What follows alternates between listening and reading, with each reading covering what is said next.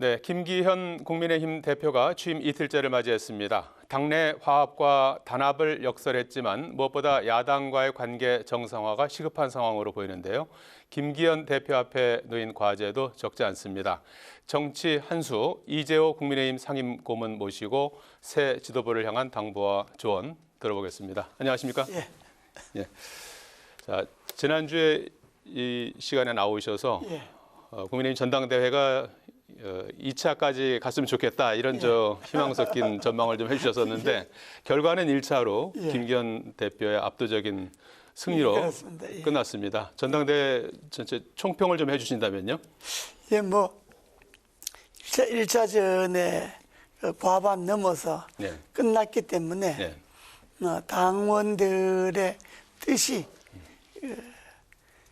윤석열 대통령인데 힘을 실어 주려면 김기현 대표를 당선시켜야 되겠다 이런 마음이 좀 모여진 거니까. 그러니까 김기현 대표를 당선시킨 거지만은 내용사로는 대통령인데 힘을 실어준 거죠. 윤 대통령에게 힘을 실어준 결과다. 그렇습니다. 예. 지금 당 대표뿐만이 아니라 이제 최고위원들도 다 친윤계 일색입니다. 이번에 지도부의 면면을 보면 말이죠. 그러다 보니까 이제 추가적으로 당직 인선이 어떻게 이루어질까에 벌써부터 시선이 쏠리고 있고, 그래서 이제 무엇보다도 사무총장이 중요하지 않습니까? 그렇습니다. 당의 살림살이를 총괄하고 내년 총선 실무를 담당하게 되는 자리 아니겠습니까? 그와 관련해서 일부 보도를 보면 역시 또 친윤계 분들이 이제 거론이 되는 것 같아요. 이철규 의원이 내정됐다 이런 보도도 있고 해요. 그래서 당직 인선과 관련해서 좀 조언을 좀 해주신다면요.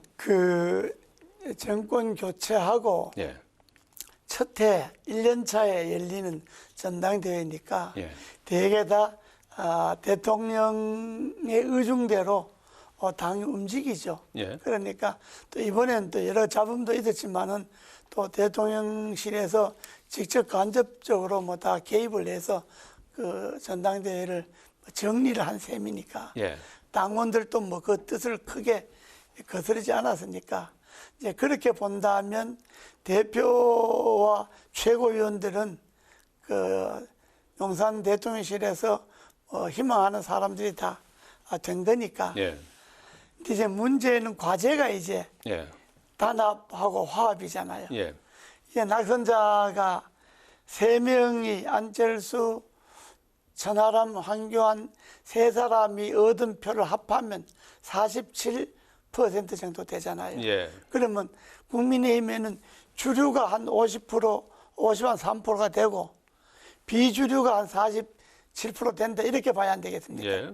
그러니까 40% 중반. 그렇습니다. 대개 어떤 정당이든 되게 전에 옛날에 김영삼, 김대중 대통령 있을 때부터 정당의 가장 이상적인 구조는 주류와 비주류가 6대4로 가는 것이 가장 이상적이다.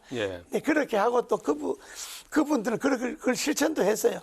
공천도 되게 6대4, 주류 6, 비주류 4.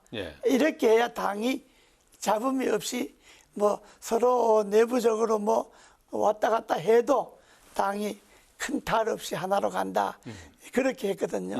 근데 이번에 김기현 대표가 자기 맨날 연대, 포용, 탕평 후보 때부터 입버릇처럼 이야기했으니까 이번 당직은 최고위원, 대표, 지도부가 몽땅 소위 윤심이잖아.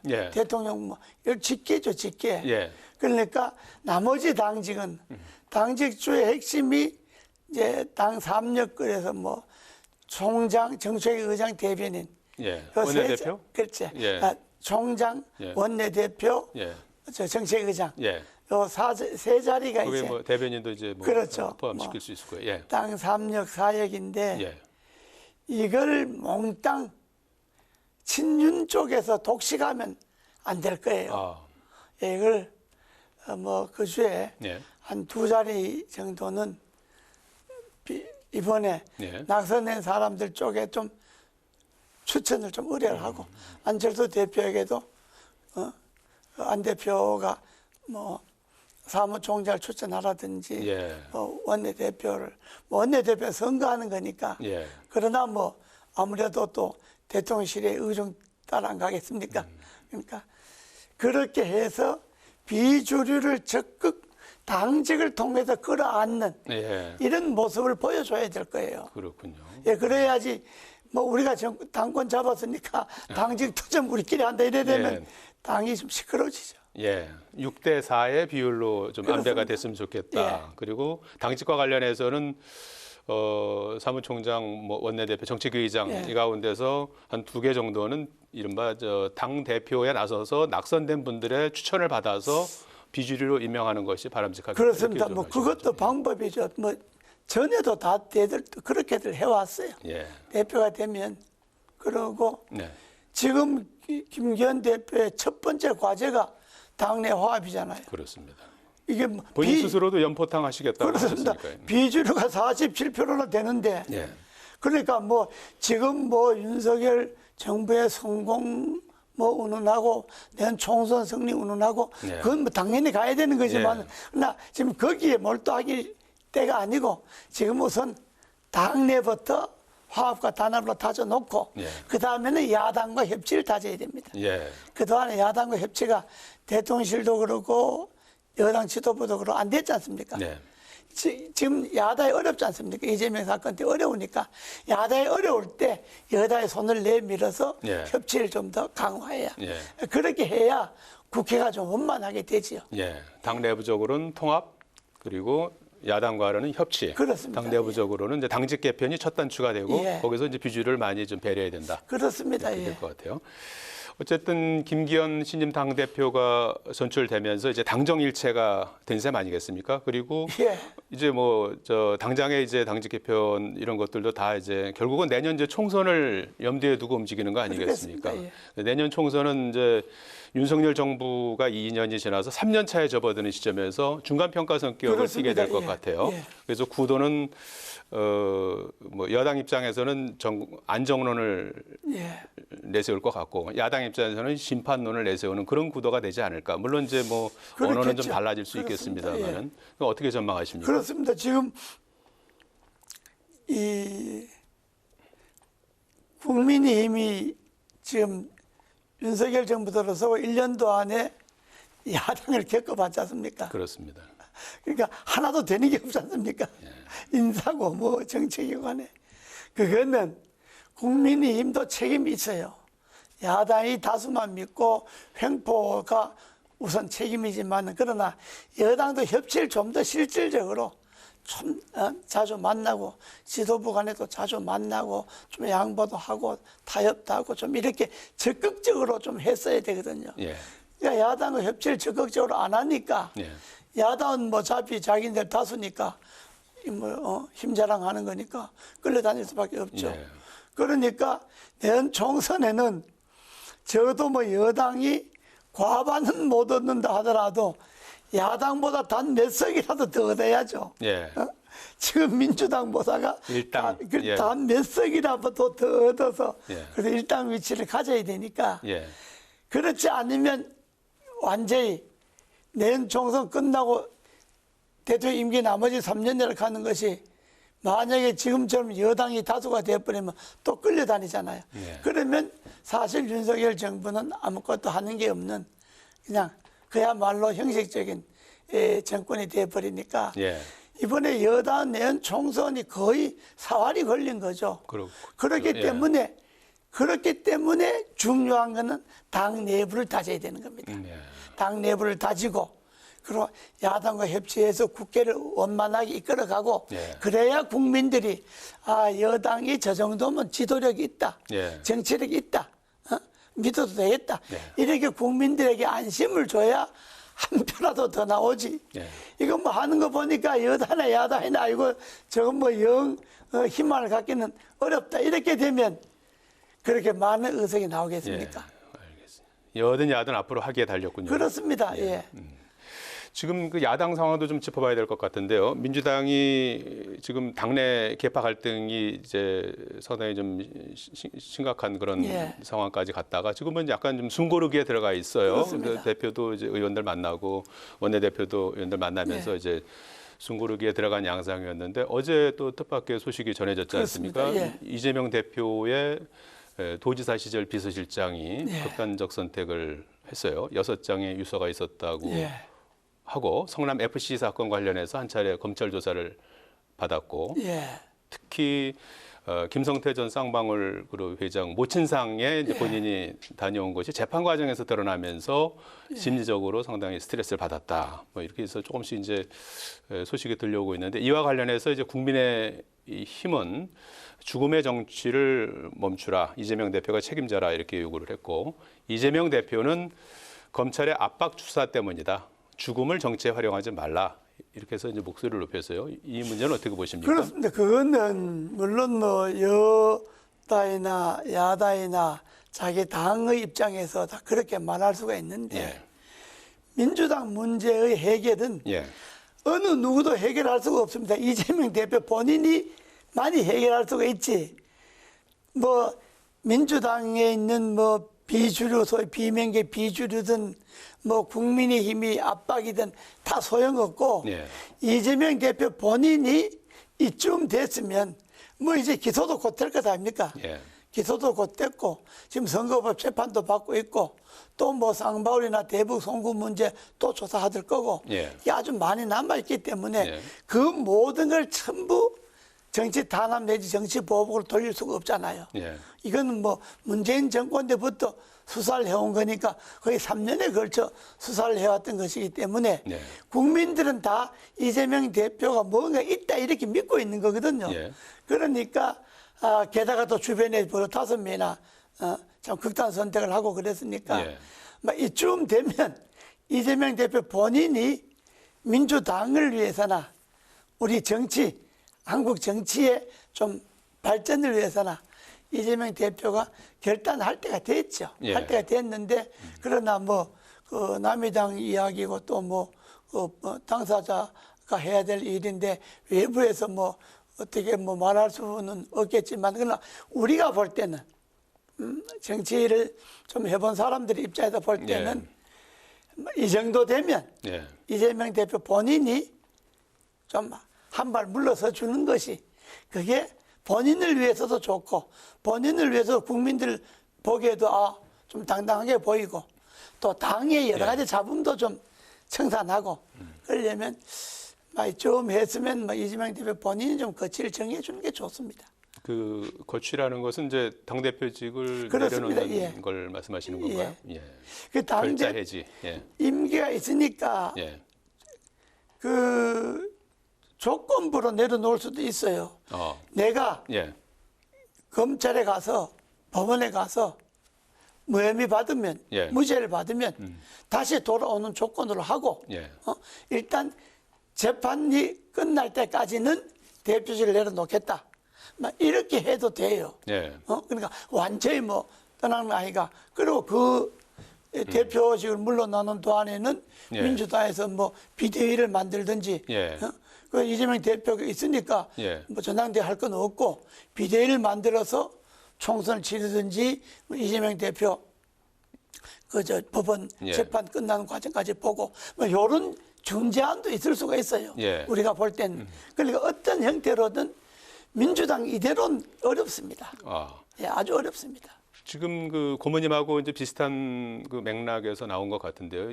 친명계 좌장이시죠. 그 예. 이재명 대표의 40년 지기 정성호 예. 의원이 총선 전 6개월 전에 비대위 체제 전환을 하면 어떻겠느냐 이렇게 이제 언급을 했다고 그래요. 예. 그렇게 해서 그때까지는 그러니까 한 10월쯤 되지 않을까요? 예. 그때까지는 좀 이재명 대표 체제를 좀 적극적으로 단일 대우로 좀 밀어달라 이제 이런 말씀을 하신 것 같은데요. 또 뭐 요건 말은 어떻게- 되지만은 좀 예. 옹색하죠. 예. 지금 한창 이제 뭐 더구나 이제 어제 그런 참 그 충격적인 또 그 비서실장이 그런 극단의 선택도 있었고 한데 예. 여론이 지금 빗발치는 거거든요. 민주당이 지금 당내 수습하기가 제일 어려울 겁니다. 예. 어떤 이야기를 해도 비명계는 마음이 안 통할 겁니다. 그러니까 10월 달에 그만두는 거나 지금 그만두는 거나 일단 내가 사법적 해결할 때까지 내가 내 자력으로 해결하겠다. 내 문제니까 예. 해결하겠다. 예. 그리고 지금 던지고 비대위로 만들고 이재명 대표가 만약에 무혐의나 무죄를 받아서 나오면 다시 대표로 복귀해 주면 되잖아요. 예. 그러니까 이런 형태가 좋지.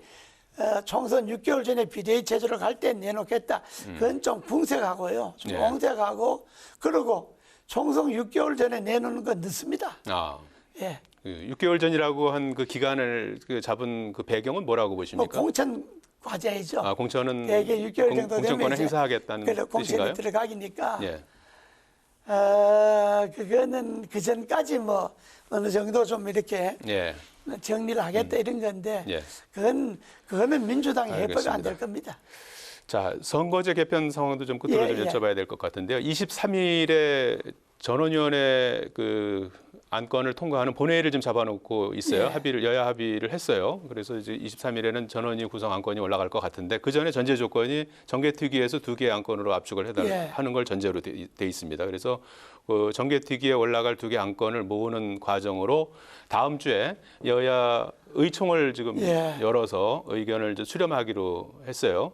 그래서 여러 가지 지금 그 선거제 관련한 안들이 이제 많이 나오고 있는데 입장들은 좀 다른 것 같아요. 여야 입장도 좀 다르고 의원들 예, 개개인도 다 그럴 다르고. 거예요. 예. 예, 어떻습니까? 이 가능할까요? 정개특위에서 2개의 안으로 합의를 보기 어렵고 예, 양당 의총에서 예, 안을 만들어내기 어려울 겁니다.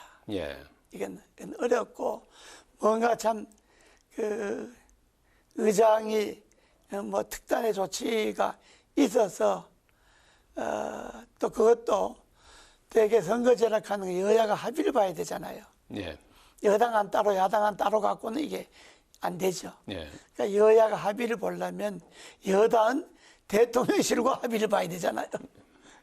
여당 뭐 김기현 대표 체제 뭐 마음대로 할 수 있는 게 아니고 예, 윤석열 대통령실과 또 여당 합의를 봐야 되고 하니까 그게 시간도 걸리지만은 내용이 복잡해지는데 예, 선거법 전체를 놓고 자꾸 이야기할 게 아니고 선거제, 선거구, 중대선거구제를 하느냐, 예, 소선거구를 그대로 하느냐, 예. 뭐 도낭복합형 중대선거를 하느냐 이런 그 하나만 먼저 해놓고 그리고 의원 조정을 하고 그다음 선거법 기타 부차 사항을 정리하고 이렇게 나가야지. 예. 이걸 뭐 하나도 합의를 안 봐놓고 선거법 전체를 전원에 붙인다. 그건 어려울 거예요. 그러니까 예. 지금 급한 정개특위에서는 압축하기로 이제 한 거죠. 목표는. 그런 압축이 잘 안 되죠. 그러니까 예, 그렇죠.